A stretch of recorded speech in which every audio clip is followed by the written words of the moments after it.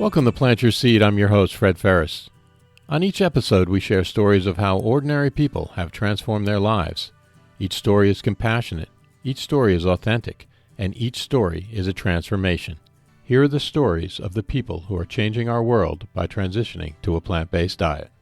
Today on Plant Your Seed, joining us from Atlanta, Georgia, is Dr. Akil Taher. Dr. Taher is the author of Open Heart, a book that chronicles his transformational journey after bypass surgery at 61 to an energetic plant-based athlete who ran marathons and climbed mountains.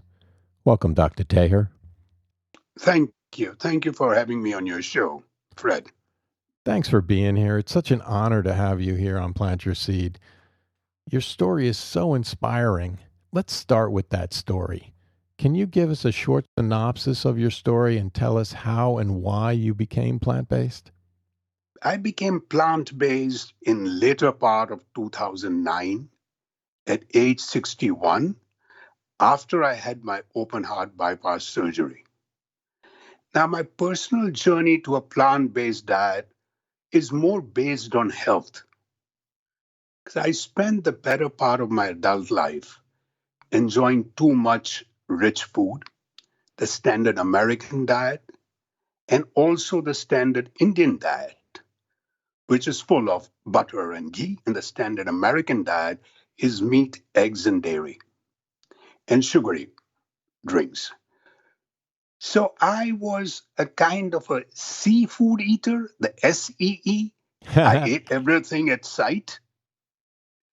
And I was an omnivore, but I was more carnivore than an omnivore.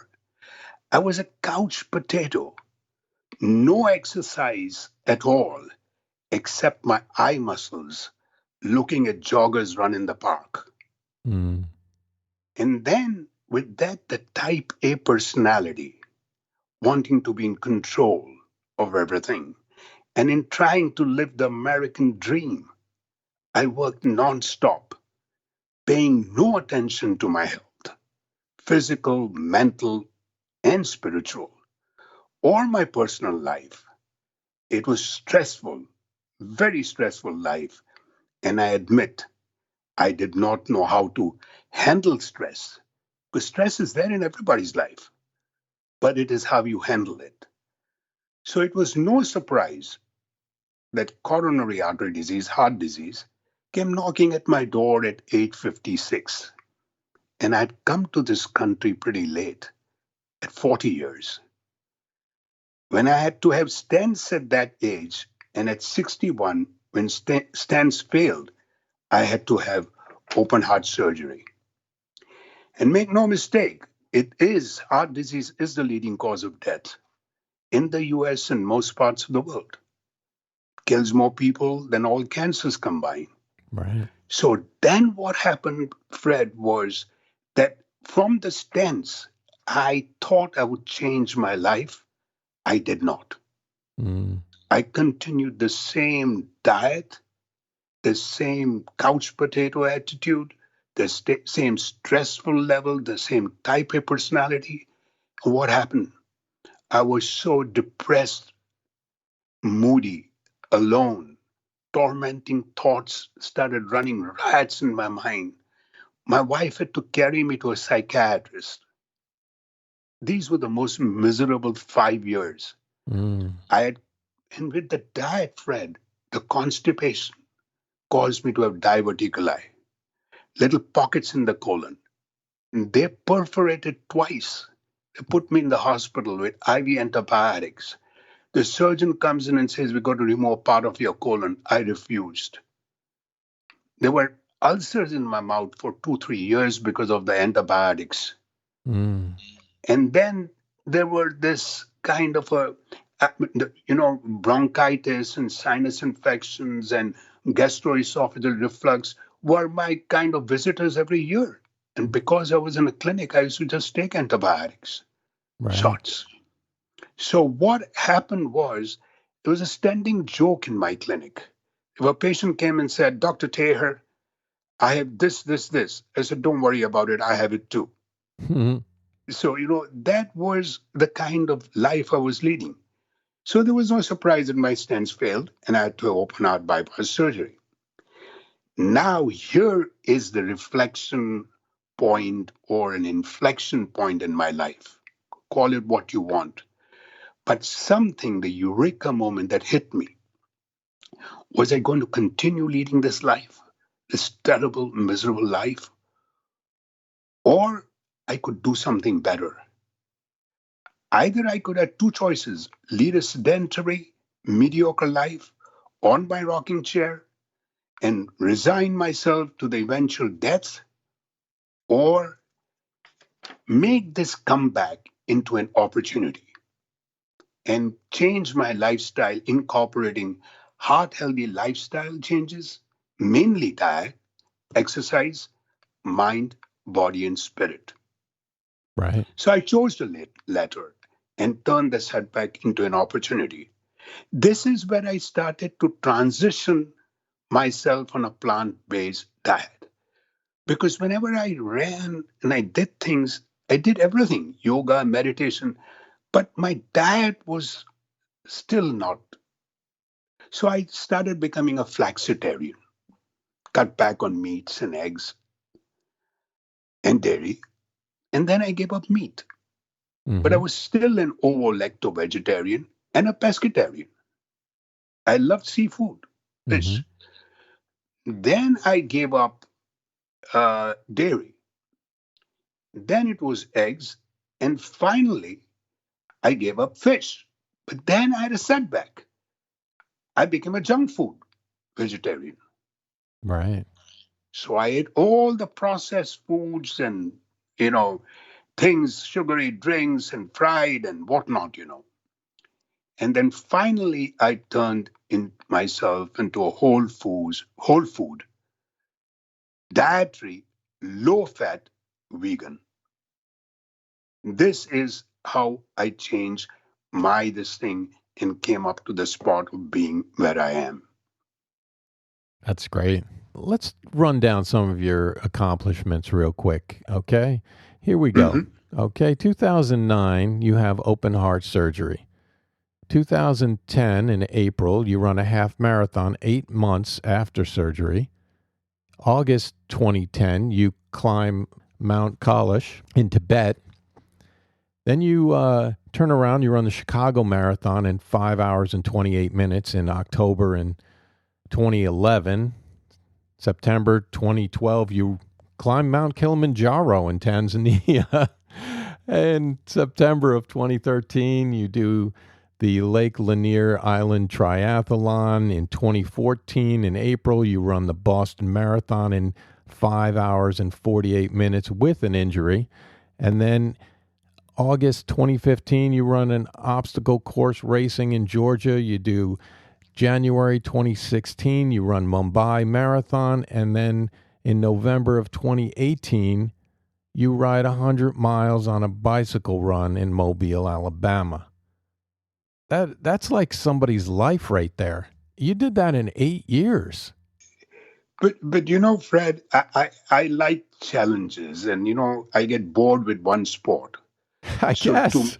so so I like to feel, for example, the story about how I got into the first half marathon was I was in the ICU in St. Michael's in New Jersey when they were going to do my open heart surgery, and I think it was under the influence of anesthesia.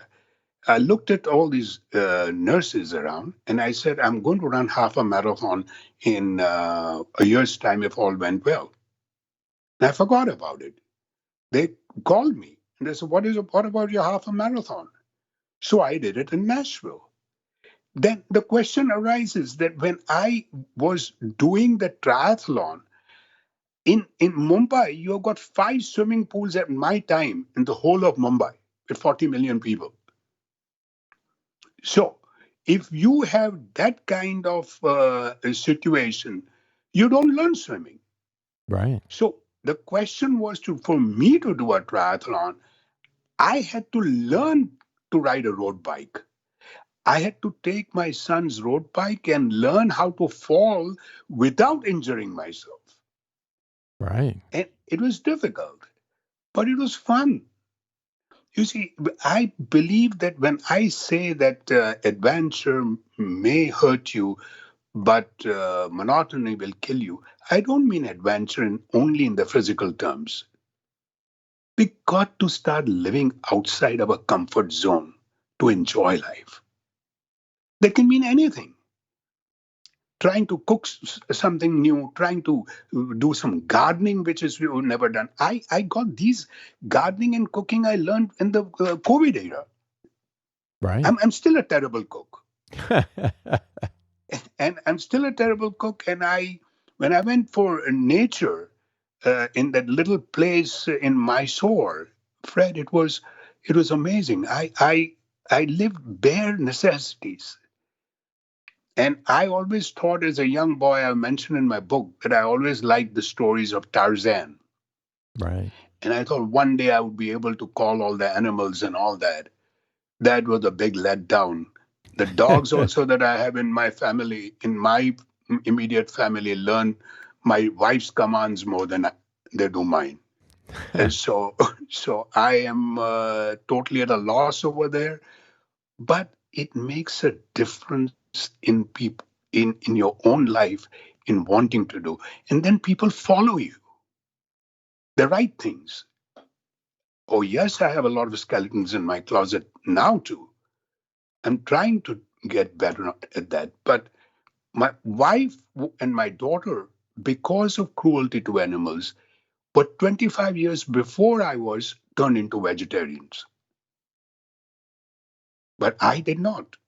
Right. So I believe very strongly that when you learn these things, and it makes so much, life becomes so much more interesting.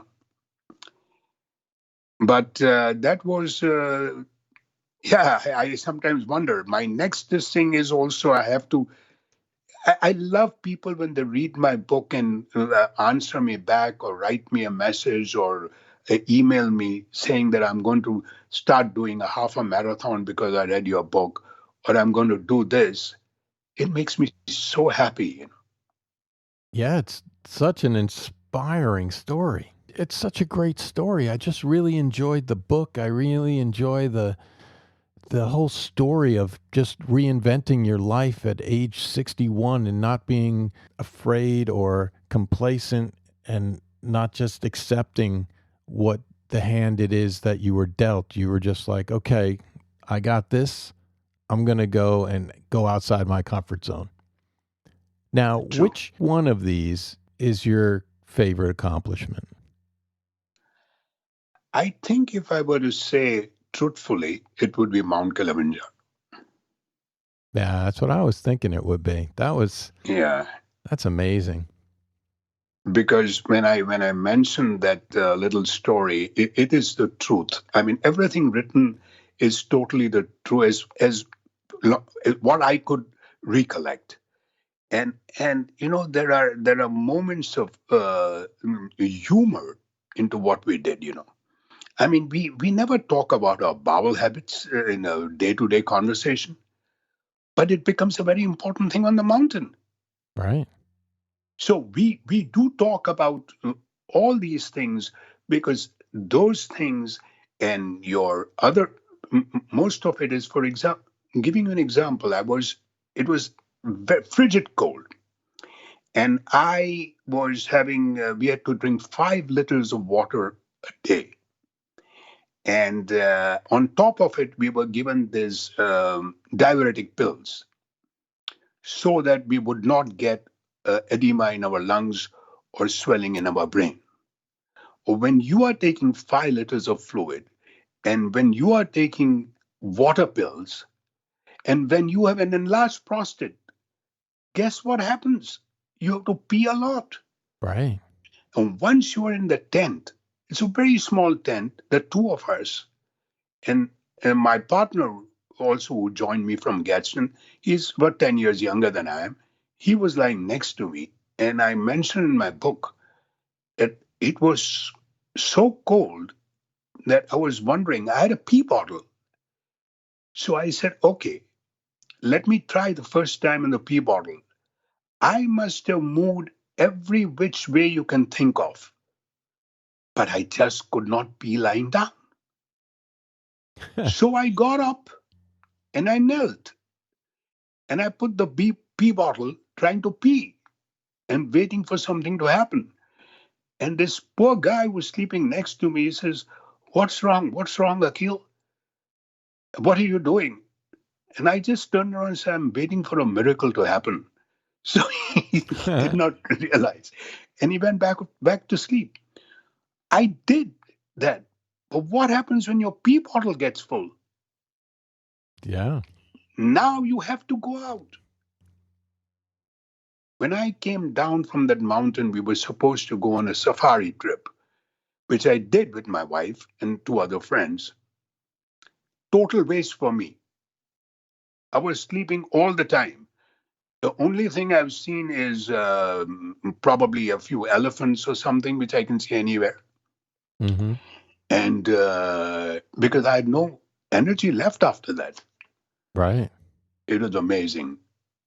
But the camaraderie again, you become friends over there. I had a pulmonologist who was with me, who was my age, and he got pulmonary edema, and he was admitted in the hospital. And if I needed it, I would have taken oxygen, but I did not take oxygen, and I went on foot. Even Mount Kailash, they would not let me go. He says, "You are a heart patient, you have to take a donkey or a yak." I said, "No way. I'm not using oxygen. I'm not using a donkey. I'm not using a yak. If I need it, I'll be the first person to call you out.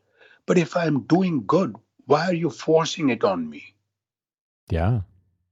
So that was, I think, Mount Kilimanjaro was. Kailash was in a way, Fred, because it was a Nepali company, while the one which I went on was an American company, Mount Kilimanjaro, and they were very they seemed frugal with the food and all that. So we were underfed. A person used to come with a little very small glass of water, hot water, and give you only a quarter of a teaspoonful of coffee. So things like that. But if you can't beat them, join them. Fred, I, I am, I look like an Indian from South Asian, and I have an American passport. So what do you think the Chinese would do? I thought it was trekking, but it was a pilgrimage, Mount Kailash. Right. It is where you do the parikramas. You go around. Buddhists do it. You have to go, and those 3 days are horrendous. So you take your and the Chinese. So I said, look, I want to go back, but the Chinese would not let me. You have an American passport. We're not very good with the Americans. You are Indian. We are not very friendly with Indians. India too. So if you can't beat them, join them. And once I joined them, everything was okay. That's great. One of my favorite stories in your book Open Heart is when you're getting ready for the Lake Lanier Island triathlon and you bought a full body wetsuit online. Can you tell us about that experience? You see, one thing, Fred, no, nowhere is it written. I've gone online, I've Googled it. Nobody ever tells you that you can wear a wetsuit and do a breaststroke. No. So I had no idea. I don't do freestyle. So I don't do freestyle. So I do only breaststroke to swim. Mm-hmm. So with that, the Lake Lanier waters are very cold. So I decided to get a wetsuit. I got the wetsuit, got very happy, went up to my bathroom on top, and without realizing, did not put any body glide and put on the wetsuit. And then I was feeling mighty great with the wetsuit on. But when the time came of taking it off, it would not come off. Now I'm embarrassed. My wife is down there. I'm trying to figure out what to do. Ultimately, I said, okay, Nafi, You got to, I'm coming down. So what's wrong? So I can't take this thing off. I managed to get it off to my waist, but the lower part just wouldn't come out. Now there was a scene. It was like I was a rag doll. She was holding both the things off my wetsuit leggings and going all over, trying to, in the process, taking me along with her. Were you holding on to the And furniture and everything? yeah, yeah, around everything. And I'm just wondering, is it coming off? Is it coming off? She says, no. Then, without telling me anything, she just goes to the kitchen, gets a scissor, and cuts off part of it, both the leggings. I said, but that's $160. What did you do? She says, you want to be with it? Okay. So that got off, and then finally I realized that I have to use the body glide. So next day I go around to the local YMCA, put the body glide, put everything, wetsuit and all, and I jump in the water. I'm doing breaststroke. I'm not going anywhere. I'm just floating on the water. So I said, I can't do this now. So the idea was, how do I deal with the cold water? That was that when it hit me, that 7 days before that I would have a cold, no matter what, summer, winter, I always have a warm shower in the morning. But I learned for the 7 days to have a cold water shower, and then I would get a bucket of ice water and ice in it and pour it over myself. And then I went to Lake Lanier without the wetsuit, and I managed to do it. The crowning glory was that I I managed to come second in my age group. And I was a midget because the person who was number one was 6'3". The person who was number three was about 6'2". And I'm 5'3", 5'4". So, and they became friends, and but to do it, the road bike too. I mean, learning how to fall and getting my son's road bike. But the wetsuit story is still, Nafi and I will sometimes, when we have nothing to do, we'll go back to these little stories and laugh our guts out. Yeah, I think it's like the best part of it is that you and your wife just laughed about it. You know, Yeah, I'm not sure she wanted to laugh, but I'm just glad she did. as far as your plant-based diet, have you noticed any positive changes that you've seen physically and mentally? Oh, yes. You see, the thing is, Fred, I'm an endurance athlete, correct? So I am very much looking at my preparation time, my performance time, and my recovery time. So if you have my performance time and my recovery time and my preparation time, that decrease considerably after a plant-based diet. Before that, when I was a non-vegetarian diet, I used to have a big steak before my long run, a big piece of chicken after my long run. And then if it was a half a marathon or 15K or 10K, whatever, for a half a marathon, at least 4 or 5 days I would be in bed. For a full marathon, I would be a week to 10 days in bed. Right. With this kind of diet, as I explained to you, I think I told you whether it was that when I did my 100-mile bike ride, I was a vegan. So at that time, I was, I, we did about it was 100 kilometers. So it was about 6 hours. We finished the bike ride. My trainer was with me. She and I went back to Gadsden, which was about 6 hours from Mobile. So as we were going, I suddenly get a call from my office manager. So, Dr. Taher, we don't have a doctor tomorrow. And this was Saturday, because we are open on Sundays. Says, we don't have a doctor tomorrow. What do we do? I said, don't worry, I'll come and help you all out. I mean, I'll cover up for the doctor. Here is 100 kilometers. Next day, I'm doing a 10-hour shift and nothing. I'm feeling great. Fred, I was feeling on top of the world. Wow. Why would people not take this thing and change themselves to vegan diet? I get more energy now. My kids still love playing with me because I don't keep up with them, but I mean, in the sense I can at least give them a time. I play with my grandkid who's 9. There are less health problems now. My stomach problems are on the back burner. My chronic constipation. I talk about chronic constipation a lot. You know why, Fred? Because when I was a doctor and I saw my heart patients with heart attacks and heart disease being admitted into the hospital, they were not very worried about the chest pain. They would always ask me, Doc, what about my bowel movements? I'm constipated. Hmm.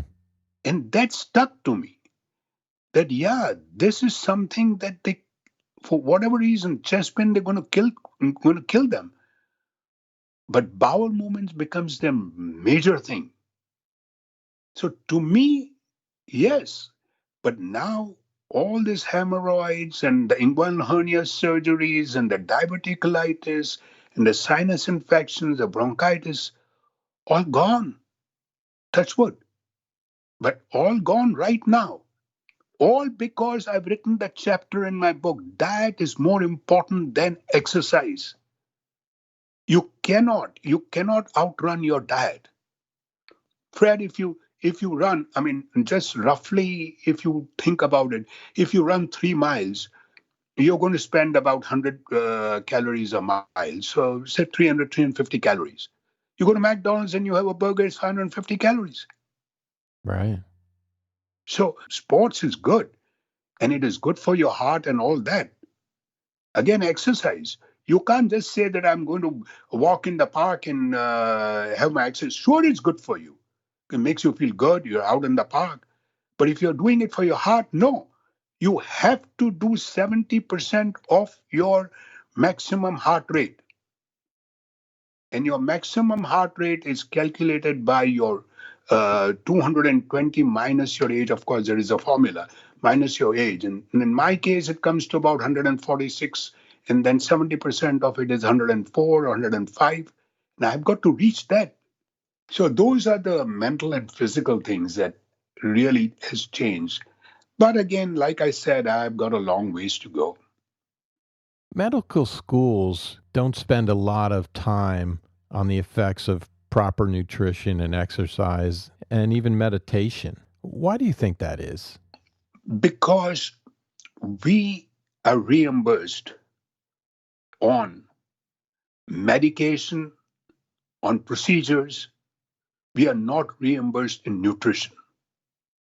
Nutrition is, in my days, it is years now, 40 years back, there was no nutrition at all, a class. Now they have 25 hours of nutrition in the 4 hours of, I mean, 4 years of medical school. That is nothing.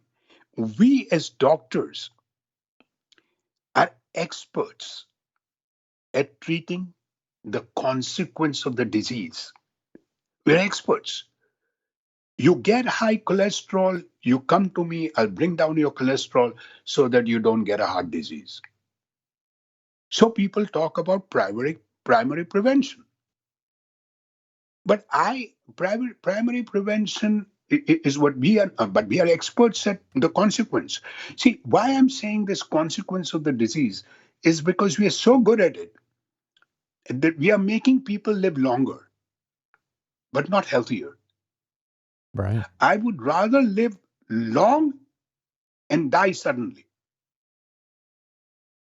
So the point I'm making is that it is like, like an overflowing sink, for want of a better analogy, an overflowing sink whereby you are mopping the floor and keep on mopping the floor instead of just turning the faucet off.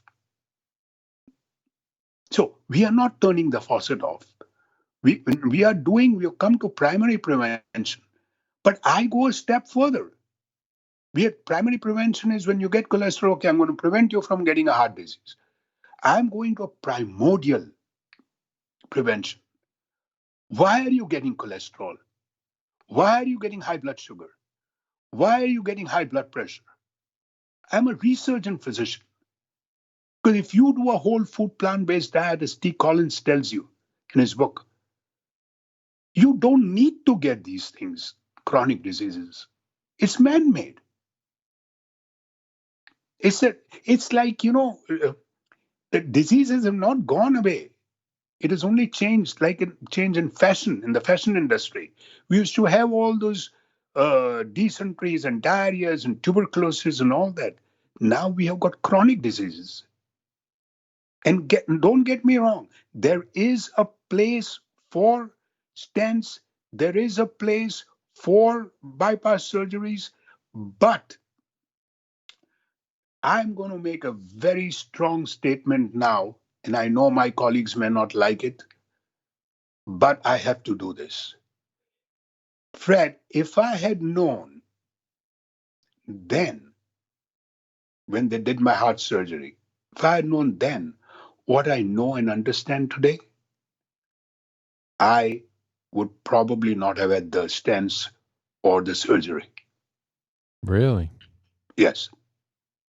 The reason being, I'm saying possibly, I'm not saying I would not totally, because you got to understand, if now doctors are showing like Esselstyn and all these people, Michael and T. Collins, and these people are showing. I have been in a conference where I saw this, that if you have a whole food, now this is when you have a heart problem, whole food, plant based, no oil diet. I've seen this man, some 61-year-old. He had so many complications that he was not a candidate for stents or surgery. So they put him on a whole food, plant based, no oil diet. In 3 years' time, his moth eaten coronaries started dilating again. Why, Fred? Because a coronary artery, the endothelium, the inner lining, it produces nitric oxide. And this dilates the blood vessel, keeps the blood flowing, and keeps protects the arterial wall. What do? We eat our sad diet or the rubbish Indian diet, and what happens?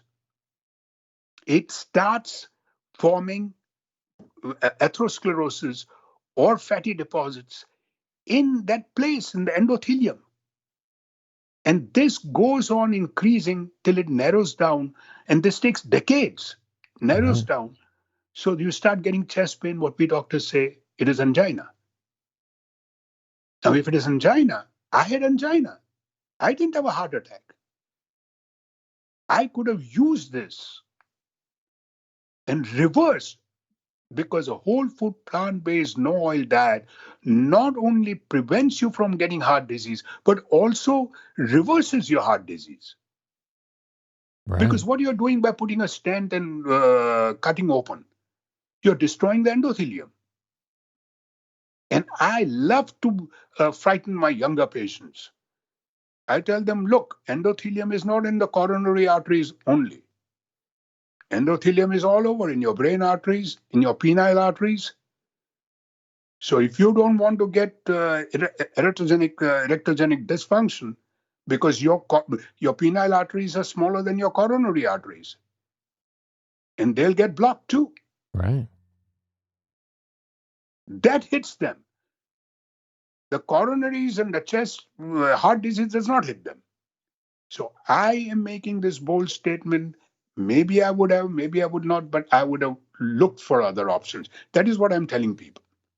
Now, when you get a heart attack and you get sudden chest pain, you're like a typical Hollywood type of a chest pain, clutching your chest, going down, having dizziness, having short of breath. You've taken, your hand goes to 911, you're taken to the emergency room, and they do your labs and they do your EKGs, and they find out you're having a heart attack, and you're taken straight to the cath lab, and boom, boom, boom, your clots are taken off. And if that does not work, then they put stents, and if that does not work, you go for bypass surgery. Required. But 50% of bypass surgeries and stents done in the US or probably anywhere in the world are unnecessary. Really? Yes. Why is that? Because if you go, if for example, if you angina, there are other things to do. See, what happens is it is based on the procedure. I mean, ethical doctors will not take a chance. They'll say, oh, there's a sword hanging on the heads. Something happens to him. What am I going to do? Might as well put a stent. You don't need to put stents in everybody. You don't need to have a bypass surgery because this takes years, angina. And when it takes years to form plaques, you also have other arteries forming around those blocked arteries. These arteries, which are new vessels, which are formed around so that your heart is never devoid of blood. These are tributaries that form. They're new blood vessels that form around the coronaries, giving the blood supply, taking it further than the block, and giving us some blood supply to the heart. So if you do a plant-based diet properly, then you can reverse this. Like I saw an X-ray, I saw that whole thing in the angiogram, Right. and I saw the man come around, and he could not walk from one end to the other end of the room 3 years back. But now he was jumping and saying that I'm started playing tennis. Hmm. So my thing is no, no, no. You ask your doctors, but ask them, what about whole food plant-based no oil diet? Because you're angina. If you have a heart attack, you don't have a chance. You're going and you're getting yourself stents, and it's required. I'm so sorry, Fred. I may be going a little bit outside, but No, no. I'm very interested. I have a note here. You mentioned man-made diseases. Now, is that cancer, diabetes, arthritis, heart disease? Is that what you mean by that? yes, yes, and some of these things, when they say genetics plays only 15 to 20% part in your disease. And if you eat right, a proper vegan diet, if you don't have heart problems, a proper vegan diet can actually mitigate or reverse these genetic conditions. See, all my uncles and my father and my brother have balloons for knees, and they all had to have the knees replaced. Now, with this diet, I'm not getting any problems in my knees. I'm still doing 3 miles a day. Wow. So, what my point is that you don't really. These are all chronic diseases. Now, if you can try to do that. I've seen people with cancer, the prostate, and all that with a proper diet. Is another classic book that I have, which I tell people to read, is How Not to Die. Right. I mean, you can reverse all these things.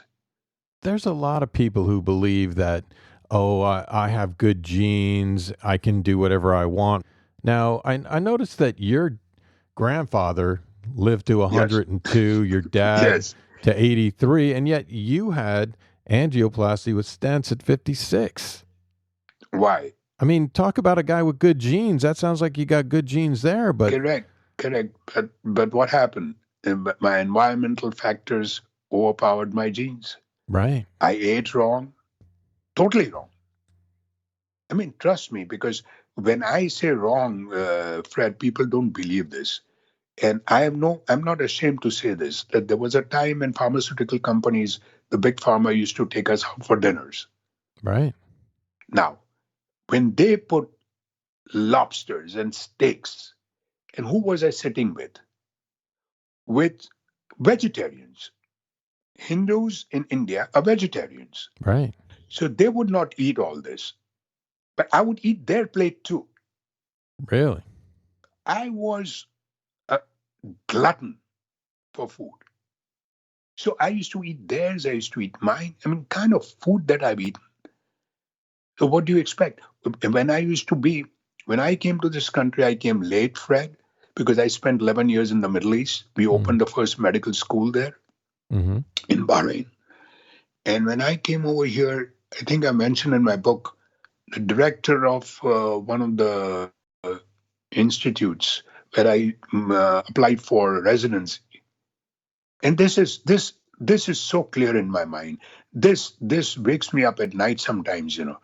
He looks at me and he reads my bio and he says, "You are too overqualified and you are too old. I am younger than you are." So I was 40. He was 36. Mm. He was the director. And I just turned around and I said, you'll never know until you give me a chance. It's Of true. course, I mean, rightfully, he thought that I would not be able to take the 8, 12 hours of residency work. So that was the kind of situation I was with because I came late in this country. So that is why, to make up, to live the American dream, I was trying very hard to live the American dream and neglecting my family, because I thought that that is what I should do to make them proud of me. Right.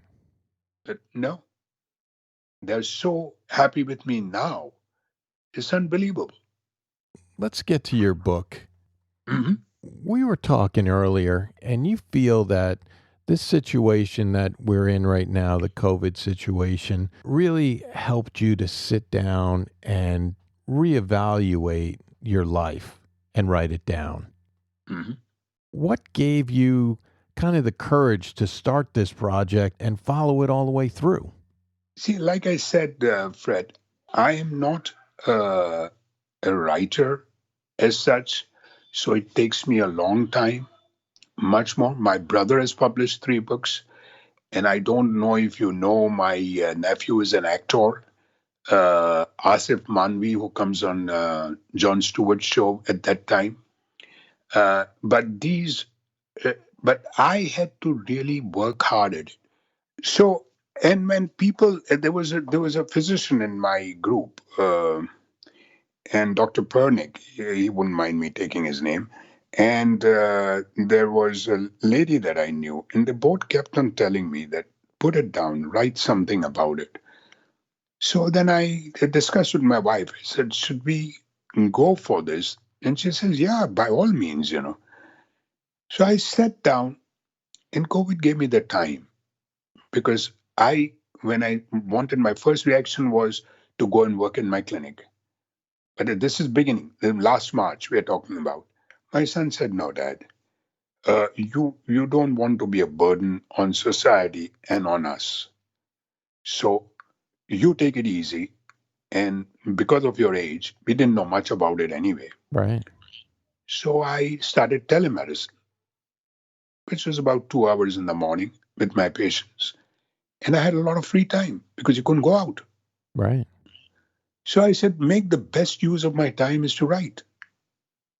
So I slowly started formulating my thoughts and then asking my brother for help because he's a writer, asking friends, of what should I do next? And they were all very helpful. And so it started materializing. And each time I read, what people, if they don't want to even publish what they've done in life, they should write. Because you hardly ever visit your past. This way, you vividly visit your past. Right. Like that, like still, I'm still thinking about, Fred, in when I ran the Boston Marathon. Yeah. I always get very cold. So in the morning, I have this whole thing. What is it called? I forget the name now. It covers up your head and it's a woolen thing. And then it gets hot. So you remove that and you throw it off and they pick it up. And then it gets very hot. So I turned around. I walked up to a guy who had a hat on, and he was with his girlfriend or wife, or better half. And I went and said, "Look, I always carry this $20 in my pocket." I said, "I'll give you $20. Can you give me your hat?" And he was reluctant. So his wife, Typical Boston guy doesn't want to give it up. That's my favorite hat. it was, trust me, I didn't know, but his wife elbowed him and said, "Give that damn hat to the man." And he gave it, and she didn't accept the $20. And she just said when I was running by, "Make sure you finish it." And then after the race, I tried so hard. I went to all these people who were organizers and this and that. Can I please find this man? I want to thank him. I want to really take him out for dinner. I want to take his wife and his everybody in the family out for dinner. Please. I could not find him. I've written in my book. I hope he gets to read it. Yeah, that's a great story. That really is. I mean, it just shows, that people will do stuff for other people. Correct. Such a nice thing. So when I wrote this, and then I got ready to write this. When I wrote this, and I approached my editor, then, and he sort of wondered that, okay, there are changes to be made. This has to be done. I said, okay, no problems. But now with the finished product of having done it, having published it, and getting good reviews, Fred. Yeah. So I'm happy with that. Such an inspiring story. It's a great read. I really, truly enjoyed it. I'm so thankful to you, Fred, for not only reading it, but putting me on this show, because all I want is, like, all the royalties and everything is going to charity. And people ask me what charity. I said, look, there are two things. My wife is a lover of animals, so we love the PETA. The heart disease is one, so American Heart Association is number two. And that's what I'm thinking at the moment. And St. Jude's, sorry. Right. So these are the three that I'm thinking of. That's all. But there could be more deserving too. But this is where my wife's heart is in children, St. Jude's and PETA. And this thing is for the heart people. That's such a great way to do it. Now, what is one habit or hack that helps you stay on track with your plant-based diet? I think, to be very honest with you, uh, let me put it. One is, I think it is discipline and importance of daily routine. Now, what do you mean by that? You see, if you're not disciplined with yourself, you have to understand, if it is a time to get up 6 o'clock, 5 o'clock, then you get up. You make it a habit. My biggest problem right now is that I only sleep 5 hours. Really? Yeah. And I'm trying to get better at it, but I just can't. Hmm. So I sleep for 5 hours. I know it's bad if you sleep less than 7 hours, this, that. But hey, I just can't. And there is nothing that is bothering me. I don't have any thoughts, but I don't get sleep. So that is the discipline, is that no, if I have to get up at 5 o'clock, I get up at 5 o'clock. If I go to sleep at 9 o'clock, especially at our age, my age, sorry. I'm getting there. I'm not there yet. And the importance of daily routine. See, if you think that you got, like, how do I start my day? I get up in the morning, even before I brush my teeth in the night. So even before taking a cup of coffee, I will have a huge, huge glass of lukewarm water. And GIs will tell you this is the best way to start your day. With lukewarm water. Yeah. Just take lukewarm water, it's about 2 glasses that I take. Then I have my cup of coffee. Then, whatever happens, this is routine. Whatever fruits I find in my house, I will put them in a mixture and make slushy or whatever, Smoothie, sure. smoothie. Make a smoothie, and for my wife and me. She loves it cold. I put it in the refrigerator. I don't do cold things. So I keep it over there. Then I go and do my stretching and my balance.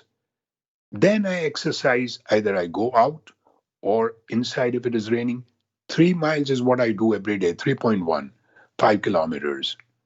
So either I run, jog, or I walk, jog, or I do it on an inclination, but enough for my heart rate to go 70% of my maximum heart rate. Once I finish that, no, before that, it's my job to clean up the kitchen.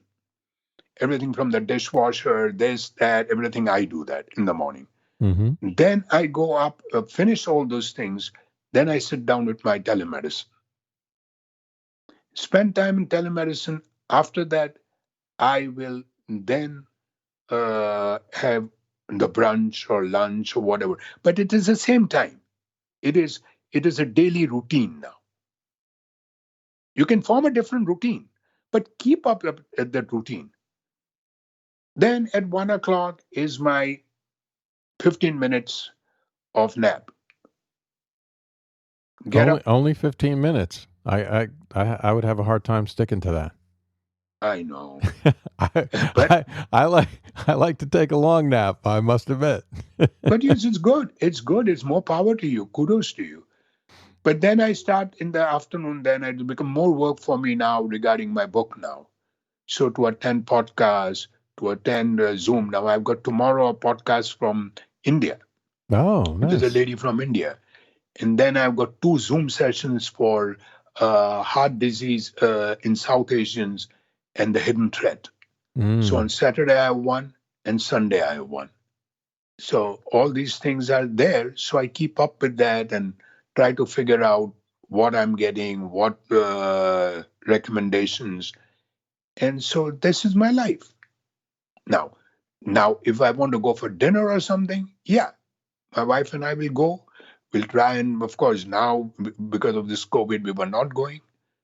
But now we go.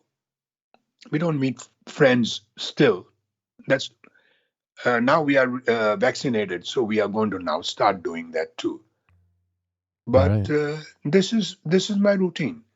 I would like your listeners, if you can, tell them that if you have a plant-based vegan diet, please take a vitamin B12 supplement, at least 2,500 units a day.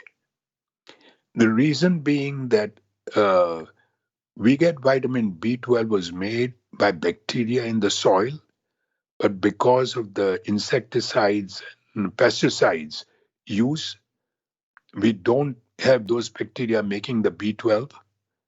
And it is good too, because you don't get dysentery and diarrhea and all that. But therefore, you should take a supplement of vitamin B12. And one more very important thing, which I found in myself, for the first 3 or 4 months in March, I did not go out at all. I used to exercise indoors in my treadmill or my elliptical. And then I got my vitamin D checked. And normal is 30 to 100.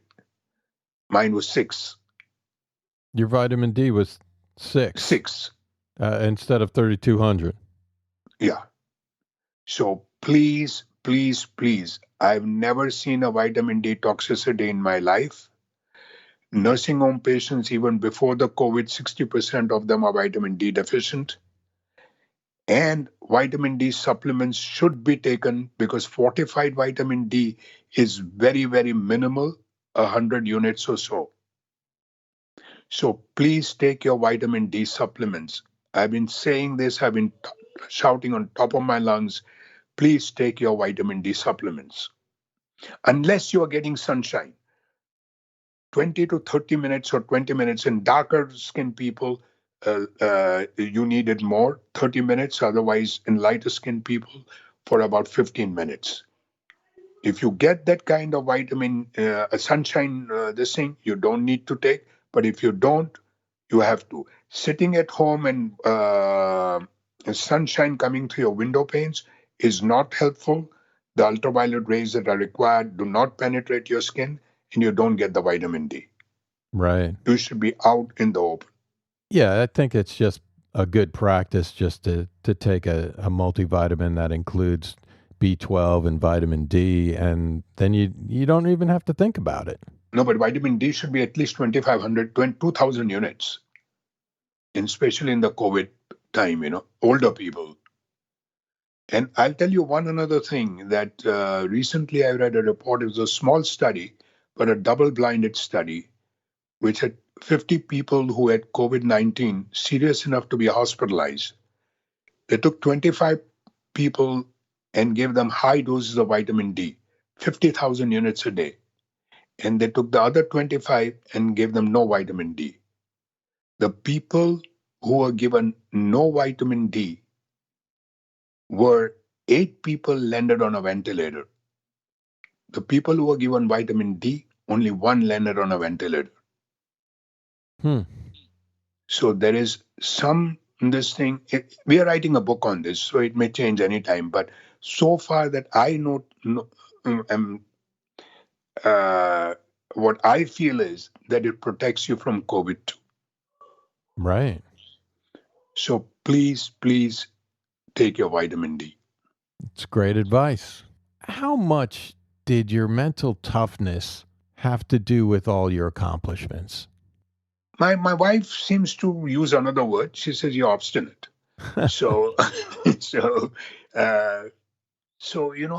think the grandfather was 102.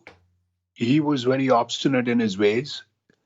And sometimes if I think of a certain thing, then I become tunnel vision. Mm-hmm. I have to achieve that. And I go after it totally. And so once it's not toughness, but if you start enjoying that, you see, changing into a vegan diet and feeling miserable every day and not enjoying the food that you put in your mouth, they're senseless. I started enjoying my food. I love to have my mushroom burgers, the portobello mushroom. I don't miss the others. When guests come to my house, I'll cook for them non-veg. I'll try to tell them all the good things about that. But hey, if they don't want to listen, here, take. Right. But I believe that it is up to, unless you enjoy doing something, you're not going to continue doing it. Yeah, it's true. And I'm enjoying myself right now. So why should I give it up? Just keep going. Keep going on that whole food plant-based diet. I know. It's such a nice. When we started, there were hardly any. Now it's a 600% rise in veganism. When we started, we didn't have any restaurants. We didn't have any, diets. We didn't have any what you call groups that would meet. We didn't have anything. So from there now, look at it what it is. There are hundreds of recipe books. There are something like 100 restaurants in Atlanta. Yeah. I am totally convinced that this is the way to go. And I think more people will eventually learn from this. I agree. But it'll take time. Everything it took 10 years to 20 years for people to accept the fact that smoking was wrong. You can't fight these big industries. Right. We are trying to. The dairy industry. Where? Meat industry. I call dairy the liquid meat. Now, finally, can you give me one word to describe how you felt before you became vegan and one word now that you are vegan? Before I was a vegan, the word that comes to my mind is drained. And the word after my vegan this thing is vibrant. Drained and vibrant. I like that. Such a pleasure speaking with you. Thanks so much for taking the time. The book again is Open Heart. It's the transformational journey of a doctor who, after bypass surgery at 61, ran marathons and climbed mountains. Now, what's the best way for people to find you on Instagram or social media? I'm on Instagram, and I'm also on my website is akiltaher.com. Akiltaher.com will take you to all my whether it is Instagram or LinkedIn or Facebook. And it'll give you everything of where you want to get in touch with me. The phone number over there, everything is there. My email address. And feel free for your readers. They can contact me by email. I don't like phone calls because I don't pick up if I don't know who it is. Right. But other than that, they can really contact me. I may take a little time with the way things are, but I would love to help people, period. There is no ulterior motive. All right, great. Thank you again. Thanks so much for being here. Fred, thank you very much. Hope you are inspired by this story, and remember, it's never too late to plant your seed. Links to everything we talked about on the podcast can be found on Instagram at plant.yourseed in the show notes tab in the bio. If you enjoyed the show, remember to leave us a review, and until next time, thank you for listening.